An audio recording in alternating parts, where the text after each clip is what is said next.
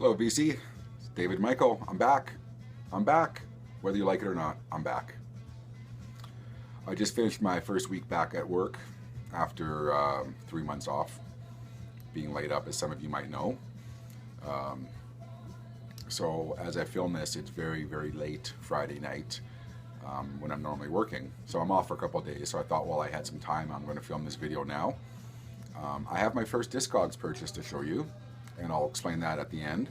And me and the wife were able to go thrift store shopping tonight, just to get out of the house, spend some time together. And that is exactly what we do. We go out thrift store shopping. So cheers, everyone. If I look a bit haggard, it's because I am. I've been getting about 4.5 hours sleep a night, or a day, I guess it is. So I haven't caught up with sleep patterns, and I haven't figured this all out yet, but I will. So I'm going to try my best to be a little bit, yeah, not so out of it. Let's put it that way. So I'm going to get right to it with my thrift store finds tonight. Oh yeah, first of all, I got bags finally. Finally. Isn't that exciting? New bag day. Thrift store finds today. Hooters, Nervous Night. Definitely one of my favorite albums of the 80s for sure. Obviously I have this on vinyl, but this is in the shrink with the hype sticker, and it's a definite upgrade to the one I have because I've played mine to death. So I found that tonight at, I want to say Goodwill, but we hit a lot of thrift stores tonight. So for argument's sake, we're just going to say Goodwill. It was $1 regardless. Nervous Night by the Hooters. Trio. A lot of you might know this album. This was an album that my dad had, and he was quite fond of this album. And I have very fond memories of him playing this album. So I found this today. I see this every now and again at thrift stores. But today, for $1, I thought today would be a good day to take a punt and give it a try. Like, God knows I know the album inside and out from hearing it over and over again. But I was always quite fond of this album, and it brings back probably, good memories of my dad. So, Trio I found tonight. Tower of Power, Bump City. A lot of you might know this album as a really incredibly great funk album. I had found this album about a year ago at a Goodwill. And when I got it home, I was mortified to find that it was badly warped and unplayable. And it really hurt to have to throw that one out. But lo and behold, I found a really nice condition copy.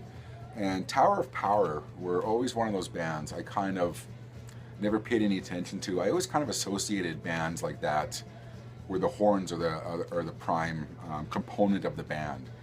I've always kind of shoved them over here as kind of one of those bands you would hear on Phil Collins albums, like Susudio. If you listen to that song, you'll know what the kind of horn sound I'm talking about. So that's what I always kind of thought Tower of Power was years and years ago. And a friend of mine turned me on to this album. So if you're really looking for a really good funk album, try this one. Really, really good. Okay, so a couple of really, really good finds tonight. This is Tears for Fears, The Seeds of Love. This is the Canadian limited edition numbered, and I think this is the third copy I own now. When I see the numbered ones, I tend to pick them up. So I think the lowest number I have is number 16, and this is the highest number I have, number 5,497. If you can see that there. And it's a gatefold. Obviously, if it was a crap album, I wouldn't be picking them up all the time, but I absolutely love this album. Tears for Fears, The Seeds of Love. And what's a video without a Kiss find tonight? It would be a shit video is what it would be for me. I found a variant of Alive 2 I don't own by Kiss. This is the later Polydor pressing, Casablanca Polydor, and it has all the inserts. The Evolution of Kiss booklet, the original printed inner sleeves. So I have an original pressing, which isn't that much to brag about. It's sold tons, so to say you have an original pressing of Alive is nothing to write home about. But another variant of Alive in really nice condition. If you notice, I'm trying to speed this along a bit. I'm trying not to have a 25-minute long video because those are really hard to get through. And watch this video will be 25 minutes with me talking here. So, sorry. So Discogs, I got a really quick story. And in fact, I got 2 stories to tell you, and I'll try to speed those along and make them kind of intelligible for you. Discogs I've always kind of shied away from. I've read a lot of horror stories on Facebook about people getting ripped off, getting dubious quality records on Discogs, and I've always gravitated towards eBay. Although in 2016 I didn't do a lot of eBay purchases, but that's kind of my go-to place to go to because you have the buyer protection on eBay. The buyer is protected like incredibly well, and I'm not quite sure what protects you on Discogs. I've never really kind of looked into it. So for Christmas this year, me and my wife decided not to buy each other presents because we are going to Europe end of May, early June. And so we're saving up for that. So we decided not to get each other presents and save that money. And I kind of tipped my wife off that I had gotten her a couple small things.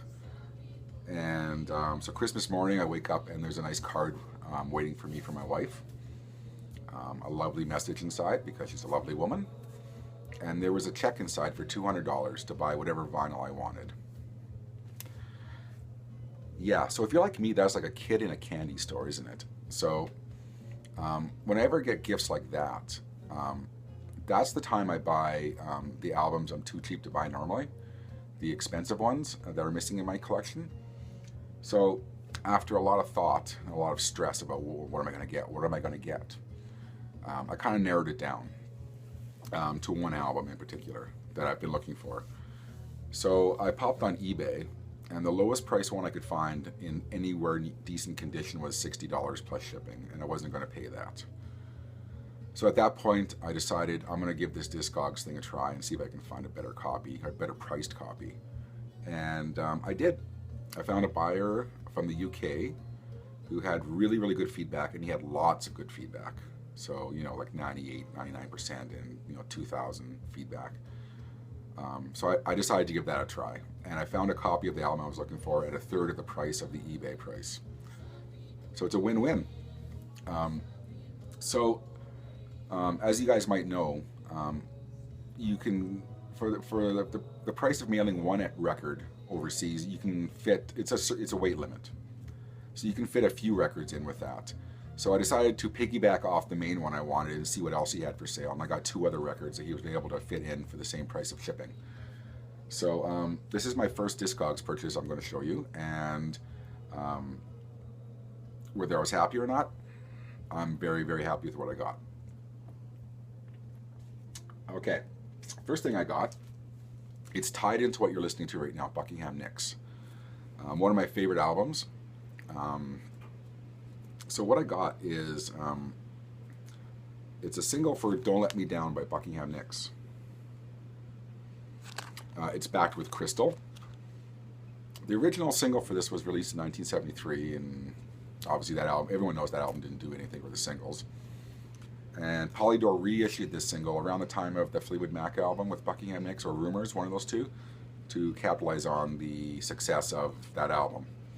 And this is a reissue from the mid-70s. And I don't normally collect singles anymore, but he had this on for £2, and it's unplayed, so I decided why not add to my Buckingham Nicks collection. This is the main one I was after, that I've been talking about. And then I have a quick story about this one. Brian May, Back to the Light. I have never, for all the hours and hours and years I've spent in record fairs, I've never actually seen a copy of this album on vinyl. I'm a huge Queen fan, as I think I've stated before in other videos, and this was the only Queen album, a solo album by a Queen member that I didn't have. And this seller had one, in excellent condition. Like I said, for a third of the price as the cheapest eBay price I could find. And another reason I was dubious about Discogs is when me and my wife went to Europe about 3 years ago, their grading system in some countries there, because we did about 7 countries in Europe and we're doing 5 this time. The grading systems in some countries aren't up to maybe North American standards. I had a really tough time finding good condition vinyl in London for some odd reason. So when a seller from Europe lists something as excellent or near mint, you know, what does that equate to us? VG plus, who knows? I've been burned on eBay that way, and I was able to return those. But I'm very happy to say that this seller, and I can't recall his name, I might put it in the comments, in the comment section. His vinyl is better than described, and it's very rare that happens. So I'll be buying from him again, because I think he had his vinyl listed at VG plus, and they really are excellent condition. So Brian May, Back to the Light. And the final purchase I made from that was another Brian May album, was the Starfleet album, if I can hold it right. Starfleet. A lot of you might know this as Brian May and Friends, and one of his friends being Eddie Van Halen. So this is an original UK pressing, and he had this on for dirt cheap, like £3, in excellent condition. And it was one of those albums I had, and I ended up trading. And then I went to play it not too long ago, and I realized I had traded it like an idiot. So yeah, Brian May, Starfleet. And I want to tell you a really quick Brian May story. 1993, Guns N' Roses was coming to my city on their Use Your Illusions tour. And at the time I was managing a record store here in my city. And MCA Records at the time had offered me tickets to see Guns N' Roses. As always, the label tickets, the record label tickets, are always excellent tickets. They're always in the same area beside the side stage. So I had excellent seats. And earlier in the day before we went to the show, we had gotten word that Guns N' Roses would do a meet and greet. And I think usually it's record store managers, some press people who go to these meet and greets. I've been to hundreds and hundreds of them. Sorry. So we get to the venue, and everyone in that group kind of volunteered. They wanted to see Guns N' Roses backstage, and there was another option. It was who wants to go see the opening band, who wants to go back and meet them. When you go backstage to meet bands, usually they're during the opening band. So if you want to go backstage and do a meet and greet, you kind of realize you're going to miss the opening band. And the opening band for that show was Brian May, who was promoting this very album, Back to the Light. So of course, meeting Guns N' Roses has more of a, I don't know, it's kind of more of an ego stroke to say that you've met Guns N' Roses than Brian May. And I don't think a lot of people really kind of, my peers really thought much of meeting Brian May. And I said, I will meet Brian May. So I was the only one to go backstage and meet Brian May with the MCA record rep. I didn't know this until I got to the venue, so I didn't have anything to sign. And there was 2 MCA reps that day, one taking the other guys back to Guns N' Roses, and that person had the camera. So it was one of the few backstage meet and greets that I didn't get an autograph or I didn't get a picture. And I know the other reason why, I distinctly remember why passing on Guns N' Roses. A, I'm a huge Brian May fan and Queen fan, but you know, Guns N' Roses, the meet and greet could happen, it might not happen. You could wait for an hour backstage and then Axl will decide we're not doing it. Same as the concert.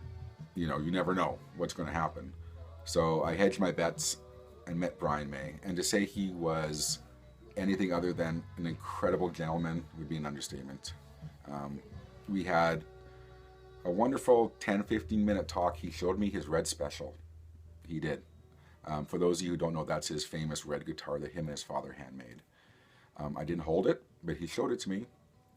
So I got to meet Brian May, and that and another artist that I was going to do another story about in another video, where one of my top 5 meet and greets I've ever got, the privilege to go back and meet was Brian May. So I hope that wasn't too boring. In fact, really quickly, I did shoot one more video that I ended up deleting this week while I was working.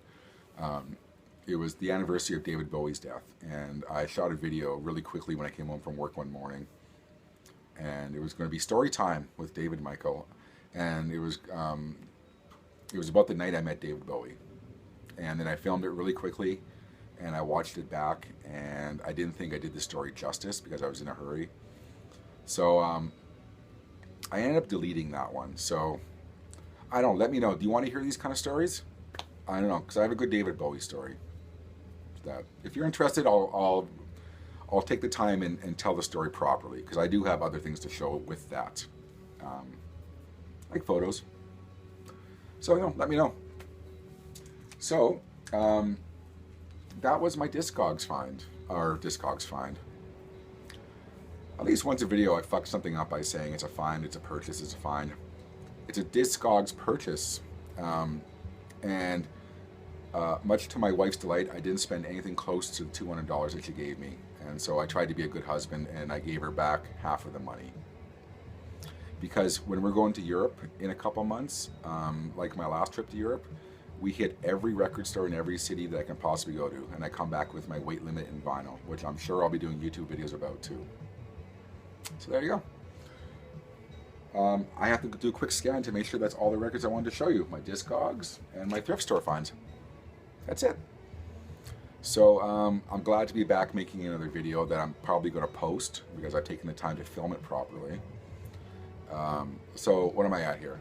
I'm under the time limit that I wanted to. So there you go. So I hope everyone's doing well. I'm hoping this coming week and the week after I'm going to acclimatize myself to these crazy hours and maybe have a little bit more coherent videos if this one isn't. So there you go. So I'm going to sign off, and I'm going to say I hope everyone has a good weekend and a good next week. And one other thing I forgot to say. I had enough positive comments to film a sealed to revealed video, which I'll be doing hopefully tomorrow. So this box set I've taken down off my shelf, and I'll be trying to film that video tomorrow. So there you go. It's been a pleasure, everyone, and I hope to see you again. This is David Michael for the Vinyl Community. Take care, everyone.